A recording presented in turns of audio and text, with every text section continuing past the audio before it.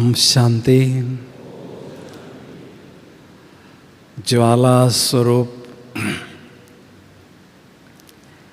योगाभ्यास के द्वारा संस्कार परिवर्तन करना वर्तमान समय हम सभी सतयुगी विष्णु वंश में जाने के लिए पुरुषार्थ कर रहे हैं।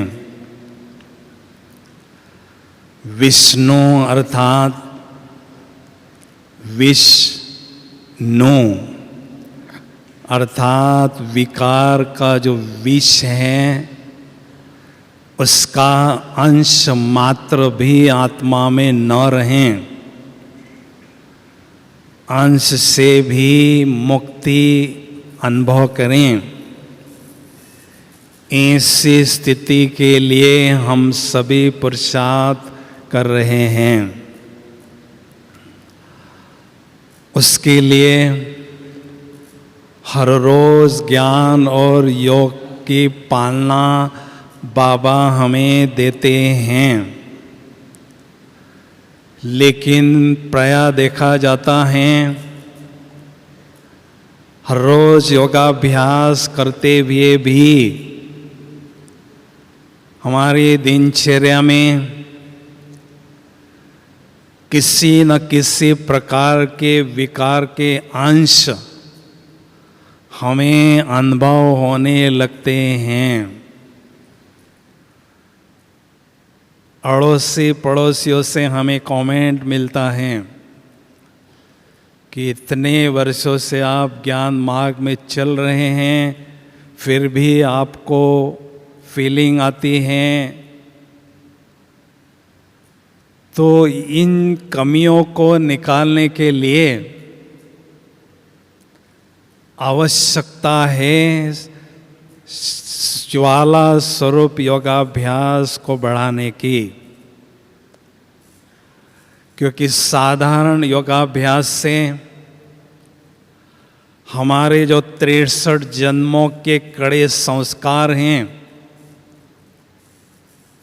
वो थोड़े से नरम भी होते हैं, लेकिन मेल्ट नहीं होते हैं, पिघलते नहीं हैं। जैसे सोने को अगर पिघालना है तो उसका मेल्टिंग पॉइंट है 1064 डिग्री सेल्सियस। जब तक उस मेल्टिंग पॉइंट तक टेम्परेचर नहीं पहुंचता है, गोल्ड पिघलता नहीं है। ऐसे हमारे जो कड़े संस्कार हैं उन्हों को जड़ से ख़त्म करने के लिए आवश्यकता है ज्वाला स्वरूप योगाभ्यास को बढ़ाने की, क्योंकि बाबा का इशारा भी हमें मिल रहा है। समय समाप्ति की ओर तेजी से भाग रहा है। उस समय की समाप्ति के पहले हमें इन विकारों के अंशों को ख़त्म करना है, अंशों से मुक्त होना है और साथ साथ शक्तियों का स्टॉक भी जमा करना है, ताकि हम अनेक आत्माओं की सेवा भी कर सकें।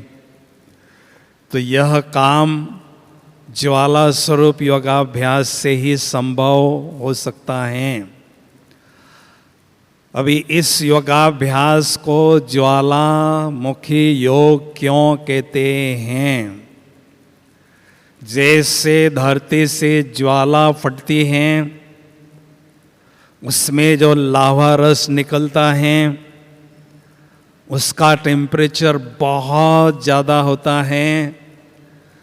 उसके कनेक्शन में कोई कठिन से कठिन चीज़ आ जाती है, लोहा कहो या पत्थर कहो, सेकंड में वो पिघल जाता है।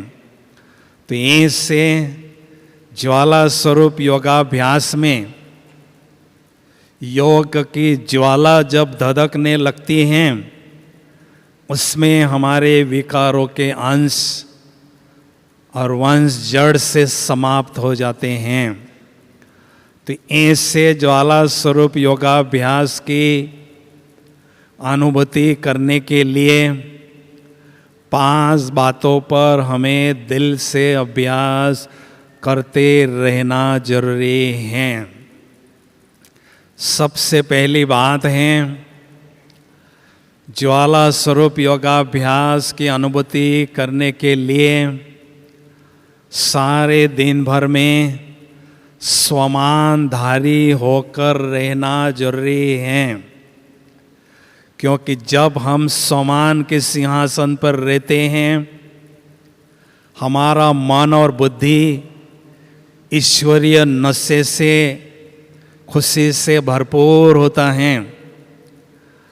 और जब मन बुद्धि नशे से भरपूर होती हैं, उस समय हमारे चित्त की वृत्तियाँ शांत हो जाती हैं, जिससे एकाग्रता योगाभ्यास में सहज अनुभव होती है।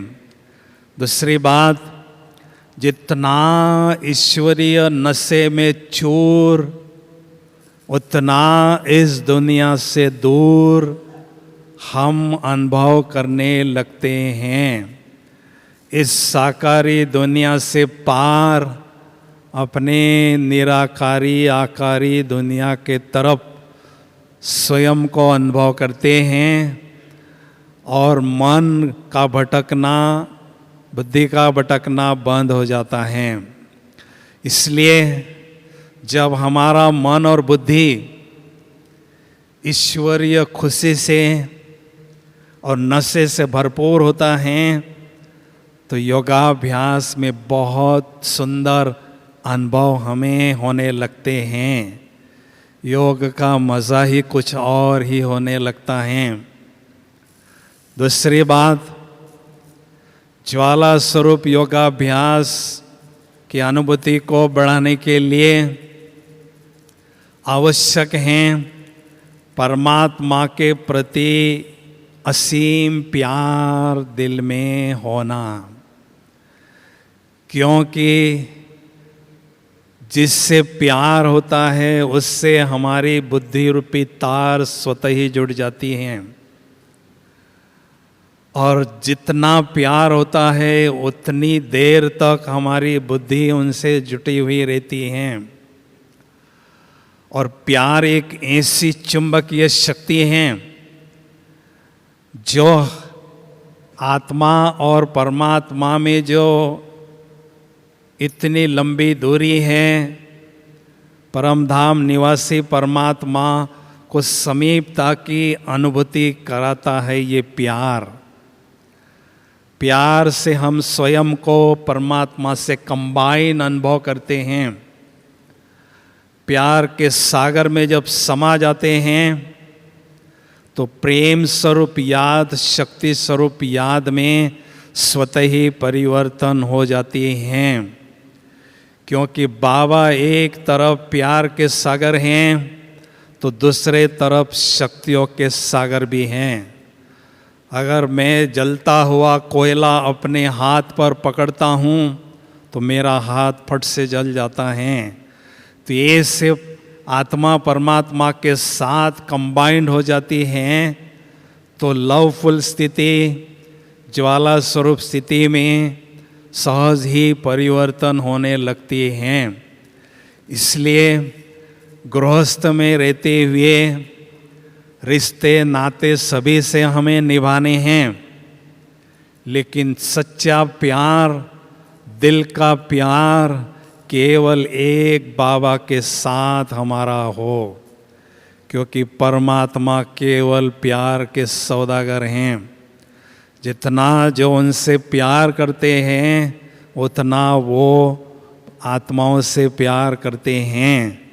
इसलिए हमारे दिल में परमात्म प्यार का झरना निरंतर बहता रहे, इसकी अनुभूति को बढ़ाते रहें।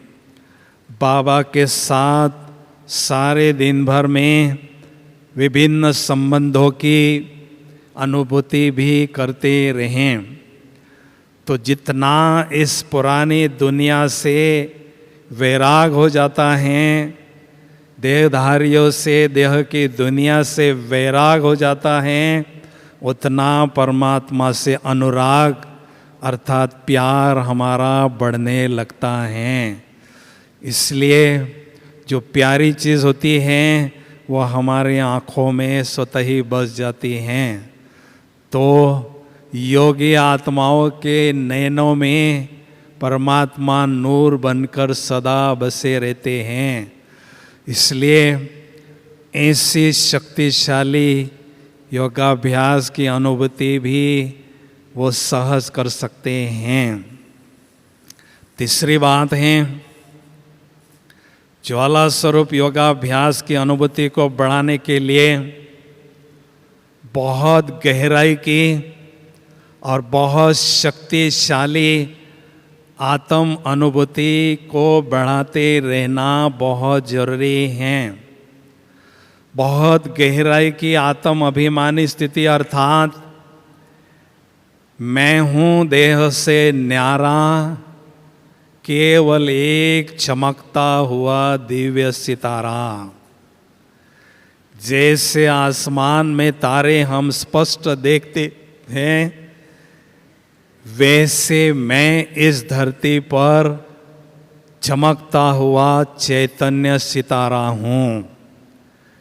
मैं सितारा अनेक बार परम धाम घर गया हूँ और परम धाम रूपी घर से इस धरा पर पाड़ बजाने के लिए आया हूँ।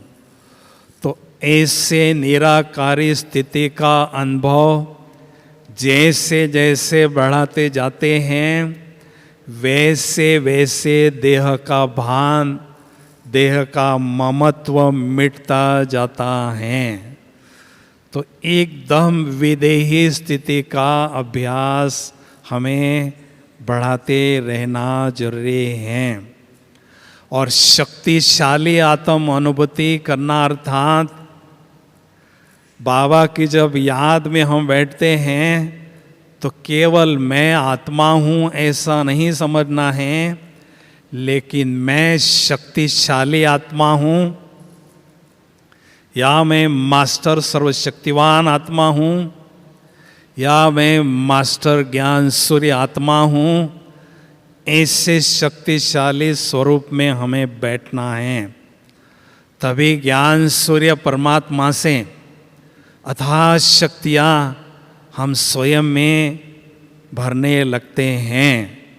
जैसे किसी बल्ब का वोल्टेज बहुत ज़्यादा होता है तो पावर हाउस से उसका कनेक्शन जुट जाता है, तो वोल्टेज जास्ती होने से वो बहुत इलेक्ट्रिक पावर अपने में खींचता है और बहुत दूर तक रोशनी देता है। तो ऐसे आत्मा रूपी बल्ब का वोल्टेज मैक्सिमम होना जरूरी है। तभी ऐसे ज्वाला स्वरूप योगाभ्यास की अनुभूति हमें होती रहती हैं। जब भी हम अमृत वेले का योग करते हैं या नुमा शाम का योगाभ्यास करते हैं, उस समय ऐसी पावरफुल आत्मिक स्थिति की अनुभूति में ही हमें बैठना है। और आत्मा का अनुभव करते समय स्वमान के साथ उसका अनुभव करना है कि मैं महान आत्मा हूँ, मैं पद्मा पदम भाग्यशाली आत्मा हूँ। इस स्वमान में जब हम स्थित होते हैं तो बहुत ही सुंदर योग की अनुभूति हमें होने लगती है। इसलिए बाबा के बच्चों ने ऐसी अशरीरी स्थिति का अनुभव बहुत अच्छी तरह से हर कल्प किया है। उसकी बहुत सुंदर यादगार भक्ति मार्ग में बताते हैं कि पांडव जो हैं वो पहाड़ों पर चढ़ते गए। उनके साथ कुत्ता था, वो कुत्ता भी गायब हो गया। और जैसे जैसे ऊंचाई पर चढ़ते गए, गलते गए, और जैसे जैसे ऊंचे बढ़ते रहे, बाद में वो गायब हो गए। ये हम बच्चों की अभी की यादगार हैं। हम सभी प्रेत बुद्धि वाले पांडव बाबा के बच्चे अशरीरी स्थिति का अभ्यास जब करते हैं तो आत्मा की जो पूंछ है, देह, वो भी गायब हो जाती है, वो भूल जाते हैं। और जैसे ऊंचाई पर चढ़ने लगते हैं तो आत्मा में जो 63 जन्मों का देह का बांध है वो भी गलने लगता है। और जैसे और ऊंचाई पर चढ़ते हैं तो गायब हो जाते हैं, अर्थात संपूर्ण बनकर परम धाम में अपने स्थान पर बैठ जाते हैं। ये हमारी यादगार अभी की हैं। इसलिए हमें बहुत सुंदर गहराई से आत्म अनुभूति को बढ़ाते जाना है। चौथी बात है, ज्वाला स्वरूप योगाभ्यास को बढ़ाने के लिए बहुत गहराई की और शक्तिशाली परमात्म अनुभूति करते रहना जरूरी है। परम धाम में बाबा का स्वरूप हमें शक्तिशाली रूप में देखना है और अनुभव करना है कि बाबा तो बिंदु ही हैं, लेकिन वो शांति का सागर है, शक्ति का सागर है, प्रेम का सागर है और ज्ञान सूर्य भी हैं। आध्यात्मिक शक्तियों के अथाह सागर हैं। इतने वो शक्तिशाली हैं जो सारे संसार की आत्माओं को शक्तियों को प्रदान करते हैं और सारे संसार की रचना का ज्ञान उनके पास है। कहते हैं कि झाड़ का पत्ता भी जो हिलता है उसके इशारे के बिना नहीं हिलता है। तो ये स्थूल वृक्ष का पत्ता नहीं, हम जो आत्माओं रूपी कल्प वृक्ष के पत्ते हैं वो भी उनके इशारे पर चलते हैं। जो हमें पाठ मिला है वही हमें बजाना पड़ता है। तो सारा संसार को चलाने वाली शक्ति कितनी अद्भुत शक्ति होगी, ऐसा बाबा का शक्तिशाली स्वरूप हमें परम धाम में बहुत समीपता से अनुभव करना है, देखना भी है और अनुभव भी करना है। क्योंकि बाबा एक बार मधुबन में मुरली चला रहे थे, ब्रह्मा बाबा के तन में प्रवेश होकर बाबा के सामने एक छोटी सी बच्ची बैठी थी। मुरली चलाते समय, बीच में ही मुरली चलाते समय कहती है बच्ची, बाबा मैं आपको प्रश्न पूछूं? हाँ पूछो। अभी आप मधुबन में ब्रह्मा बाबा के तन में आकर मुरली चला रहे हैं, क्या इसका मतलब परम धाम में आप नहीं हैं? क्या इसका मतलब परम धाम अभी खाली है? ऐसा प्रश्न उसने बाबा को पूछा। तो कहने का मतलब है बाबा तीनों लोगों में कहीं पर भी होंगे तो भी उनकी शक्तियाँ निरंतर प्रवाहित रहती हैं, और जहाँ पर भी हम आत्मा की स्थिति में स्थित होते हैं उनकी शक्तियों को अनुभव करने लगते हैं। इतनी वो शक्तिशाली हस्ती हैं, दुनिया की सर्वोच्च सत्ता हैं। तो उस सत्ता को हमें बहुत गहराई से देखना है और उनके शक्तिशाली स्वरूप को भी अनुभव करना है। आप सोचो, बहुत गर्मी के जब दिन होते हैं हम इस सूर्य की रोशनी में 2 घड़ी के लिए खड़े होते हैं तो हम कहने लगते हैं मेरा बदन जल रहा है। जलने के शब्द का प्रयोग हम क्यों करते हैं? इस सूर्य की रोशनी इतनी प्रखर है जो हम उसको सहन नहीं कर सकते हैं। ये स्थूल सूर्य की बात है और इसको क्रिएट करने वाला ज्ञान सूर्य कितना शक्तिशाली होगा इस पर आप सोच सकते हैं। कहने का भाव है बाबा का स्वरूप हमें बहुत प्रखर ज्ञान सूर्य के रूप में परम धाम में अनुभव करते जाना है, तभी ऐसी ज्वाला स्वरूप योगाभ्यास की अनुभूति हमें होती रहेगी। और 5वीं बात और सबसे महत्वपूर्ण बात है, ऐसी ज्वाला स्वरूप योग की अनुभूति को बढ़ाने के लिए पूरी दृढ़ता के साथ और पूरी एकाग्रता के साथ हमें अमृत वेले या नुमा शाम के योगाभ्यास में बैठना है। दृढ़ता की परछाई है सफलता। जब भी हम योगाभ्यास के लिए बैठते हैं पूरी दृढ़ता से बैठना है। आज मुझे किसी भी हालत में ऐसी शक्तिशाली स्वरूप की अनुभूति योग की करना ही है। तो ऐसी दृढ़ता से हम जब बैठते हैं तो सफलता हमें अवश्य मिलती है। ये कहावत क्यों प्रसिद्ध है? दृढ़ता की परछाई है सफलता। क्योंकि जिस कार्य के लिए हमारी दृढ़ता होती है उस कार्य के पीछे हम जो अमूल्य खजाने हैं समय का और संकल्प का खजाना उसके पीछे लगा देते हैं और उसमें हमें मनचाही सफलता मिलती है।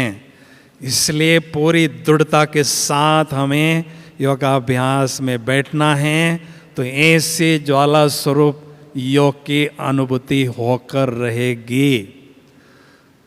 और उसके साथ पूरी एकाग्रता योगाभ्यास में होना जरूरी है। ये ज्वाला स्वरूप योगाभ्यास का सीक्रेट है। संपूर्ण एकाग्रता के साथ हमें योगाभ्यास करना है। उदाहरण बहुत स्पष्ट है। इस सूर्य में बहुत शक्तियाँ होती हैं स्थूल सूर्य में, लेकिन वो कागज का टुकड़ा डायरेक्ट उसके प्रकाश में जला नहीं सकता है। कागज के टुकड़े को जलाना अगर हम चाहते हैं तो उसके लिए हमें मैग्नीफाइंग लेंस का आधार लेना पड़ता है।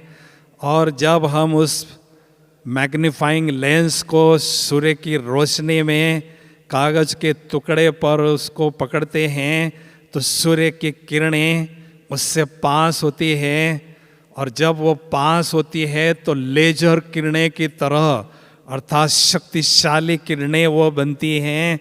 और ऐसी शक्तिशाली किरणें जब कागज पर एक बिंदु पर एकाग्र होती हैं, केंद्रित होती हैं, तो प्रचंड भौतिक ऊर्जा उत्पन्न होती है और अग्नि का रूप लेती है और उसमें पेपर सेकंड में जल जाता है। ऐसे ज्वाला स्वरूप योगाभ्यास करने के लिए हमें बुद्धि रूपी नेत्र से, स्थूल नेत्रों की इसमें बात नहीं, बुद्धि रूपी नेत्र से ज्ञान सूर्य परमात्मा को पूरी एकाग्रता से देखना है। तो बुद्धि रूपी लेंस से जब ज्ञान सूर्य की किरणें, शक्तियों की किरणें पास होती हैं तो बहुत ही शक्तिशाली लेजर किरणें वो बनती हैं। और ऐसी शक्तिशाली किरणें आत्मा पर पूरी एकाग्रता से पड़ती हैं तो प्रचंड आध्यात्मिक ऊर्जा उत्पन्न होती हैं और योग की ज्वाला धधकने लगती हैं। और उस योग की ज्वाला में हमारे पुराने कड़े संस्कार हमारे कई जन्मों के पाप कर्म भस्म हो जाते हैं और आत्मा एकदम हल्की फुल्की स्वयं को अनुभव करने लगती हैं। तो इसी एकाग्रता की शक्ति को बढ़ाते रहना बहुत जरूरी है। मुझे याद है हम मधुबन निवासी 87 में पांडव भवन में मेडिटेशन हॉल में बाप दादा से मिल रहे थे। तो बाबा से प्रश्न पूछा था कि बाबा मेरा योग शक्तिशाली है या नहीं, वो कैसे समझें, शक्तिशाली योग की निशानियां क्या होती हैं। तो बाबा ने स्पष्ट बताया था शक्तिशाली योग की 2 निशानियां होती हैं। उसकी एक निशानी है शक्तिशाली योगाभ्यास में योग अग्नि के रूप में हमें अनुभव होता है, उस अग्नि में हमारे विक्रम भस्म होते हैं, ऐसा एहसास हमें होता है। और दूसरे तरफ हल्केपन की और खुशी की अनुभूति होती है। हल्केपन की अनुभूति क्यों होती है? क्योंकि विकर्मों का बोझा धीरे धीरे घटने लगता है। और खुशी की अनुभूति क्यों होने लगती है? क्योंकि हम अपने संपूर्णता के मंजिल की ओर आगे बढ़ते जाते हैं, इसलिए हमें खुशी की अनुभूति होती है। तो ऐसे दोनों प्रकार की अनुभूतियाँ हमें शक्तिशाली योगाभ्यास में जरूर होती हैं। आप कहेंगे ऐसी एकाग्रता थोड़ा मुश्किल है, लेकिन बाबा के बच्चों के लिए कोई भी बात मुश्किल नहीं है। हम बाबा के बच्चों ने ही ऐसी एकाग्रता के साथ योगाभ्यास किया हुआ है। उसकी बहुत सुंदर यादगार शास्त्रों में बताते हैं। जब अर्जुन और सहपाठियों को गुरु द्रोणाचार्य धनुर्विद्या सिखा रहे थे, तो धनुर्विद्या सिखाने के बाद उनकी एक दिन उनकी परीक्षा लेना चाहे, तो गुरुजी ने क्या किया, एक वृक्ष की डाल पर आर्टिफिशियल पंछी को टांगा और उनको लक्ष्य दिया कि पंछी की आँख में जो काली पुतली है उस पर आपको तीर मारना है। तो सहपाठियों को बुलाया, आपको क्या दिखाई देता है? हाँ, पंछी भी दिखाई देता है, आँख भी दिखाई देता है और डाल भी दिखाई देती है। फिर बाद में अर्जुन को बुलाया, अर्जुन इधर आओ, आपको क्या दिखाई दे रहा है? अर्जुन ने कहा, गुरुजी मुझे कुछ भी नहीं दिखाई दे रहा है, केवल और केवल वो पंछी की आँख में जो काली पुतली है वही मुझे दिखाई दे रही है। फिर उसको कहा तीर मारो, उसने तीर भेदा और 5 विथ ऑनर हो गया।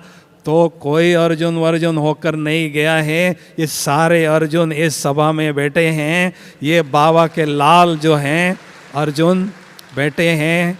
हम बाबा के बच्चों ने ही ऐसी सुंदर योग की अनुभूति हर कल्प की है। ये केवल ब्रह्मा बाबा की ही यादगार नहीं है, ब्रह्मा बाबा के साथ हम बच्चों की भी यादगार उसमें बताई जाती हैं। इसलिए हमें पूरी आत्मविश्वास के साथ, पूरी एकाग्रता के साथ ऐसा योग का अभ्यास करते जाना है। तो धीरे धीरे हमारे विकारों के जो अंश हैं वो खत्म होते जाते हैं और हम स्वयं को बहुत हल्के फुल्के अनुभव करते हैं। अभी मेरी आत्मा में विकारों के अंश है या नहीं, अगर है तो कहाँ तक हैं, ये अगर चेक करना है तो उसके लिए 2 तरीके हैं।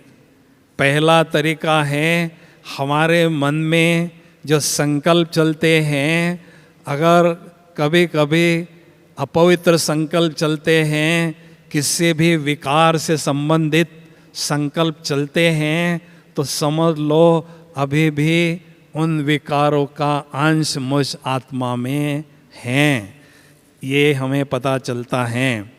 और दूसरा तरीका है, जो हमें स्वप्न पड़ते हैं, किसी भी विकार से संबंधित अगर हमें स्वप्न पड़ता है तो समझ लो उस विकार का अंश मुझ आत्मा में अभी भी हैं।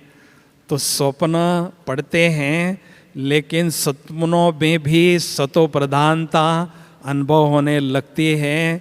संगम युग के बारे में, सेवा के बारे में, बाबा के बारे में हमें स्वप्न पड़ने लगते हैं।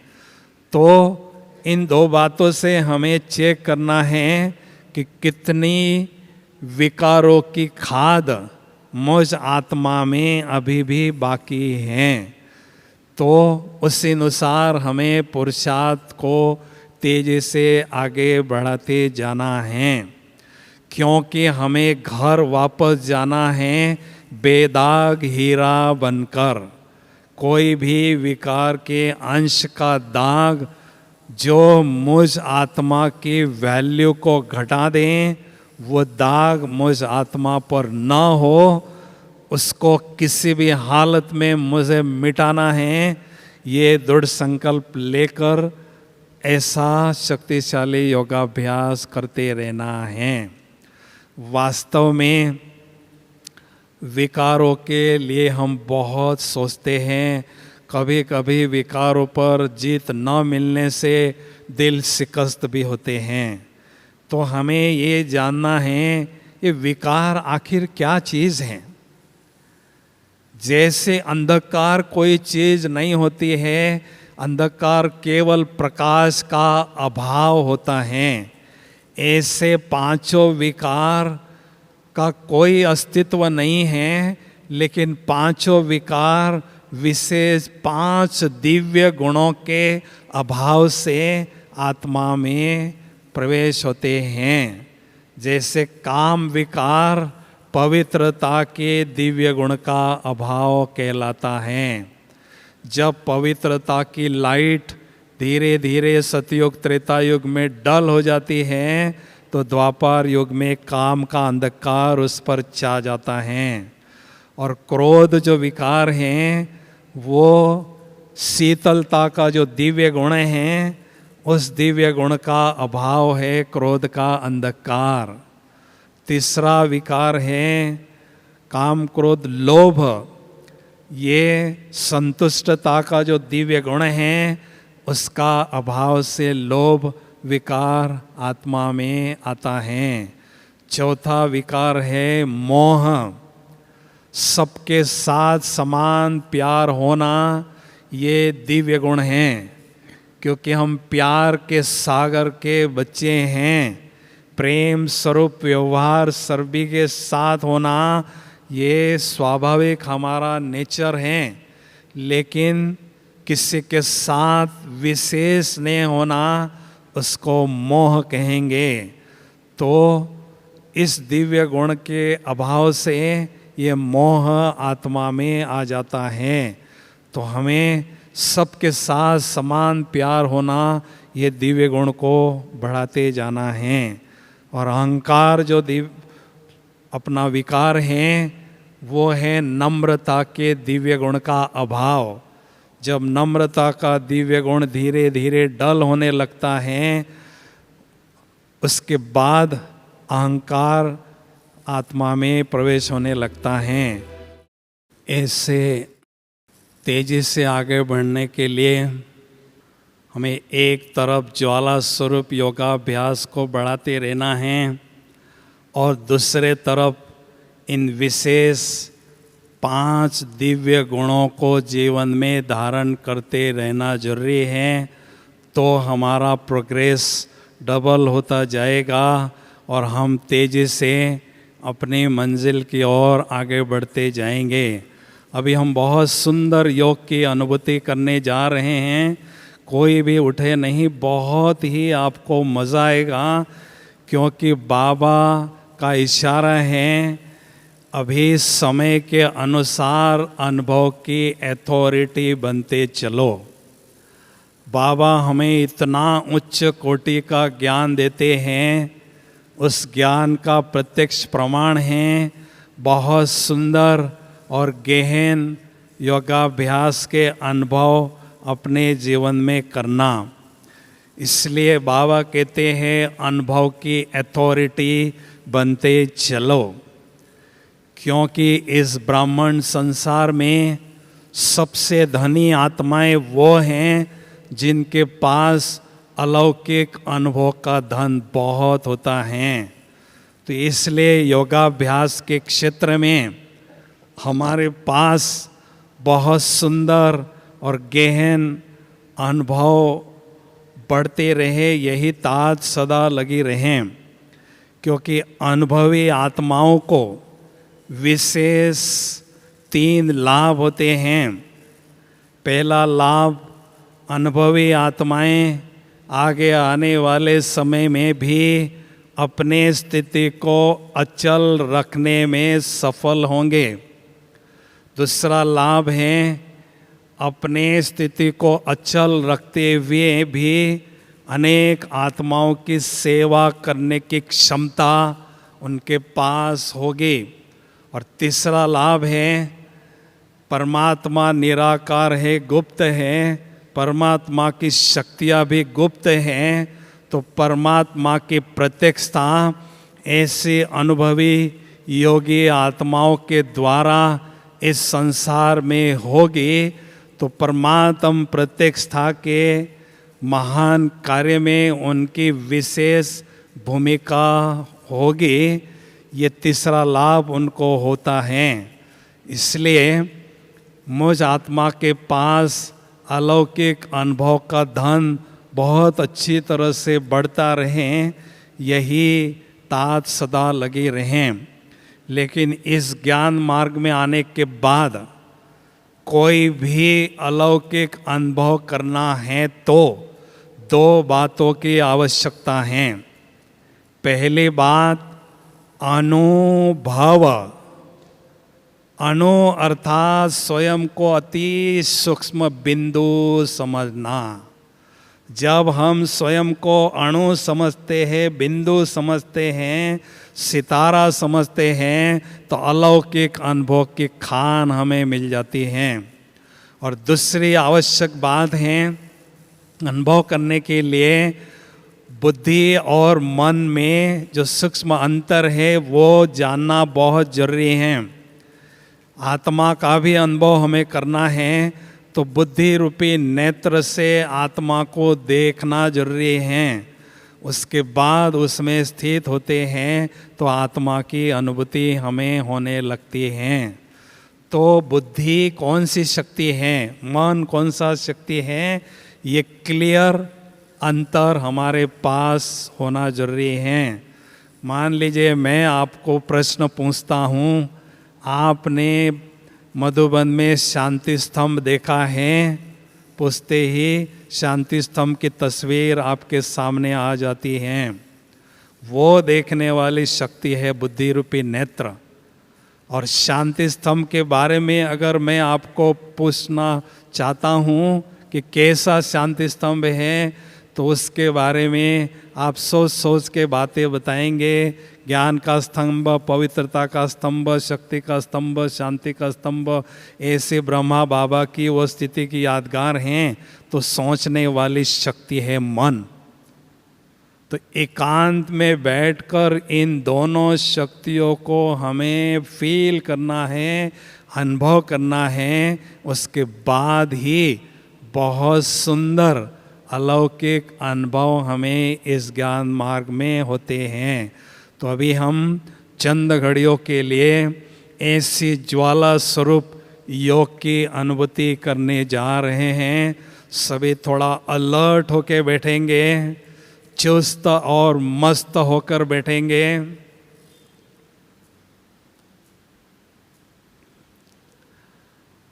ओम शांति।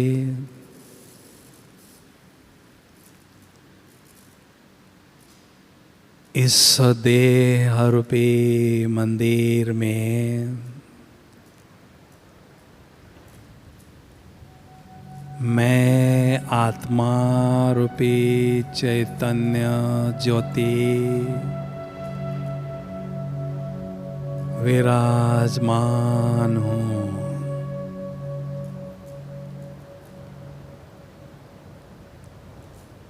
मुझ आत्मा रूपी चैतन्य ज्योति से दिव्यता का प्रकाश चारों ओर फैल रहा है। मुझ आत्मा रूपी चैतन्य ज्योति के चहुओर बहुत सुंदर आभा मंडल दिव्य प्रकाश का औरा अनुभव हो रहा है।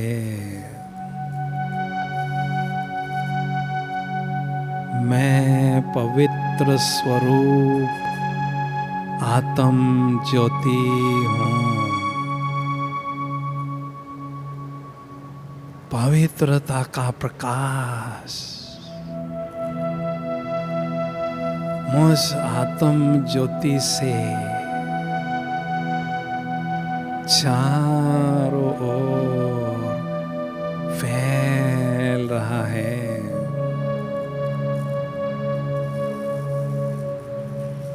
परम आनंद की अनुभूति हो रही है।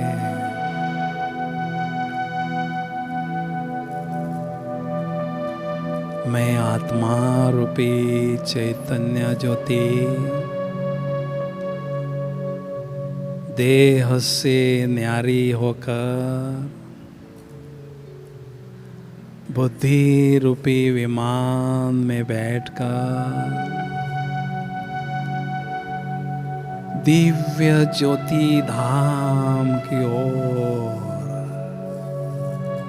उड़ती हुई जा रही हूँ।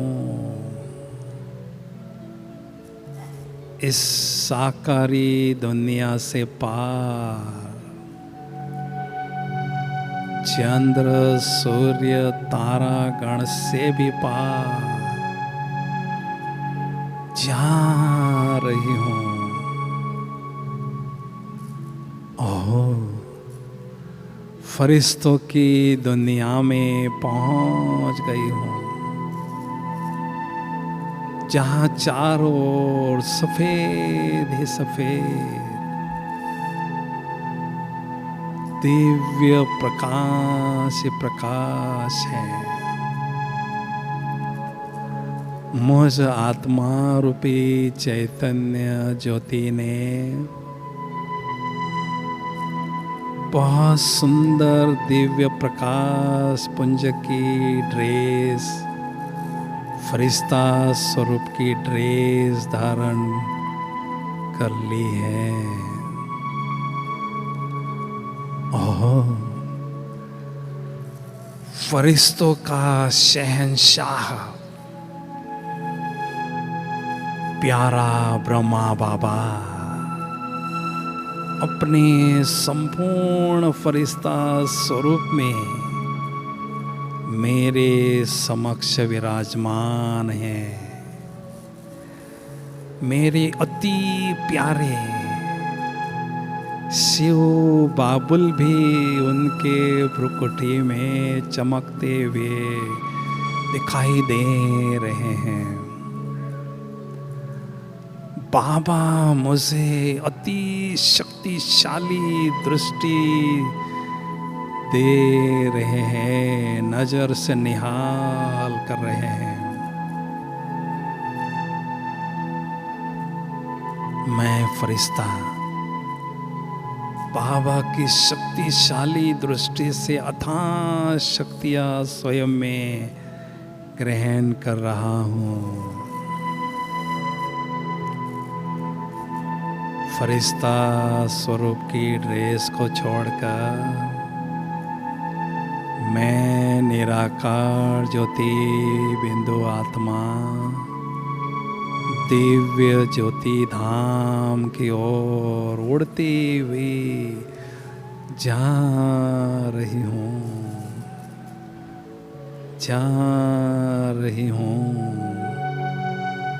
दिव्य ज्योति धाम में पहुंच गई हूँ। कितना सुंदर है यह दिव्य ज्योति धाम। चारों ओर सुनहरी लाल ही लाल दिव्य प्रकाश प्रकाश है। शांति ही शांति है। कितना प्यारा है यह मेरा मूल वतन। ओहो, मेरे प्राणों के प्राण, मेरे प्राण आधार, मेरे प्राणेश्वर, मेरे प्राणनाथ, मेरे प्राण पिता सत्यम शिवम सुंदरम शिव पिता मुझ आत्म ज्योति के समक्ष विराजमान है। मैं आत्म ज्योति अपने दिव्य चक्षु से बाबा की सुंदर छवि को निहार रही हूँ। बाबा की सुंदरता का आनंद ले रही हूँ। बाबा मेरे नैनों के नूर बन चुके हैं। मेरे दिल की दुनिया में मेरे दिलवर, मेरे दिलाराम बाबा ही बाबा है। बस बाबा ही बाबा है। बाबा ज्ञान सूर्य है। आध्यात्मिक शक्तियों के अथाह सागर हैं। हजारों सूर्यों से शक्तिशाली हैं।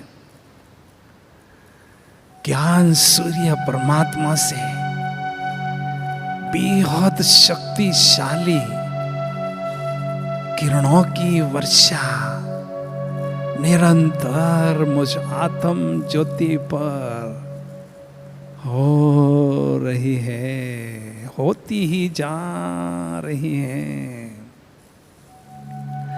मैं आत्म ज्योति शक्तियों के सागर शिव पिता से अनंत शक्तियां, प्रचंड शक्तियां, अद्भुत शक्तियां स्वयं में ग्रहण कर रही हूं। ग्रहण करती ही जा रही हूं और योग की ज्वाला में मेरे पूर्व जन्मों के पाप पल भर में दग्ध हो रहे हैं। योग की प्रखर अग्नि में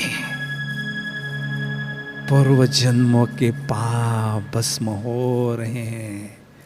मैं आत्म ज्योति स्वयं को एकदम लाइट और खुशी से भरपूर अनुभव कर रही हूं।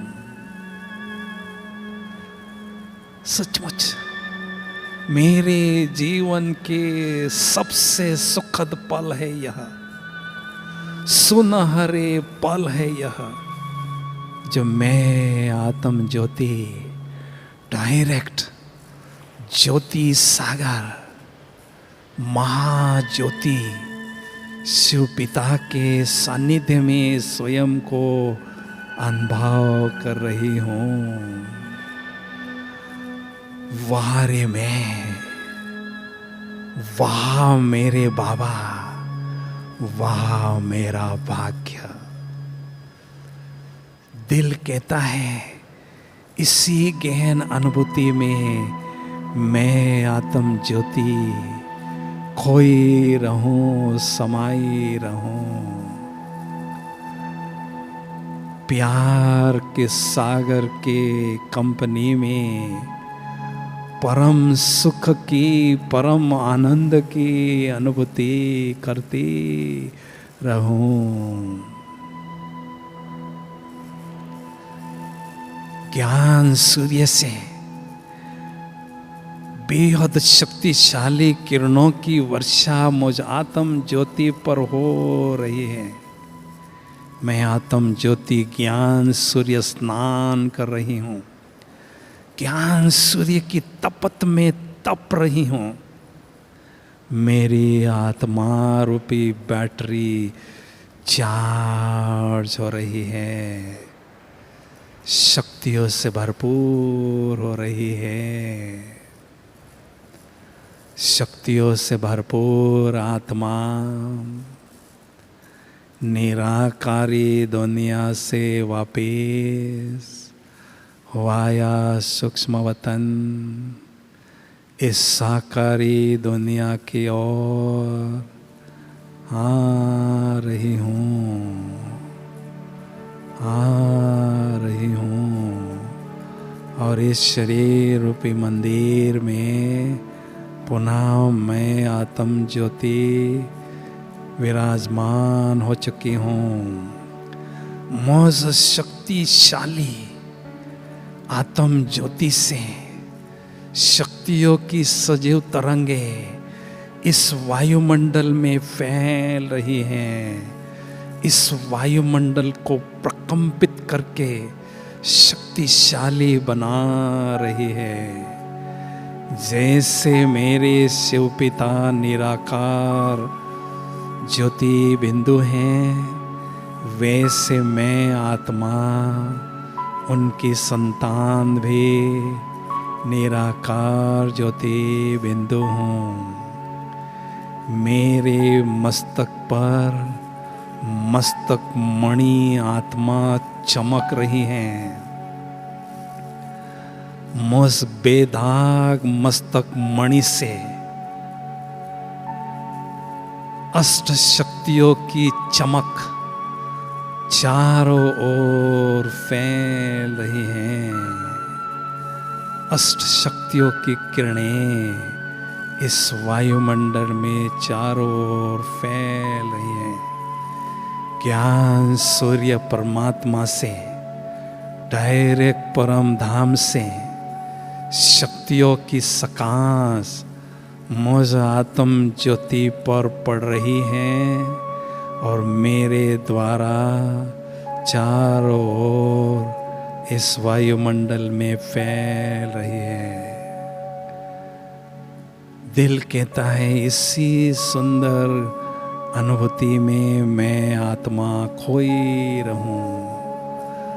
मुझ आत्मा के चहुओर बहुत सुंदर आत्मा का प्रकाश, दिव्यता का आभा मंडल अनुभव हो रहा है।